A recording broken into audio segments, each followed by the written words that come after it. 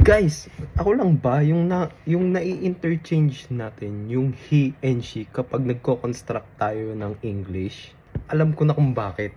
Napaisip din ako. Sabi ko, bakit ko lagi napapagpalit yung he and she?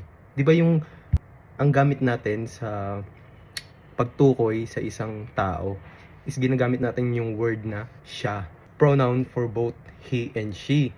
Kasi yung siya na ginagamit natin is for both gender neutral. And it doesn't distinguish between male or female when referring to someone, di ba? Kaya kapag nagko-construct tayo ng English, yung gender neutral structure is minsan nako-confuse tayo kung ano ba dapat yung gamitin natin. Kung he or she ba. Hindi ibig sabihin nun is hindi natin alam or hindi natin alam yung pagkakaiba ng he or she. 'Di ba, as a Filipino, we do not assign a gender in the same way English does. 'Di ba? Kaya to all the foreigners out there, you might hear Filipino saying he when they means she.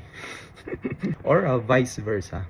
Isa lang yung reflection or indication na how our native language work. That's why when you hear Filipino mix up he and she, don't be confused.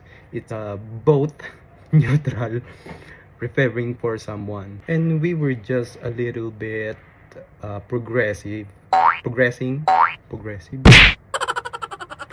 on the gender pronouns. That's all. Thank you. Bye.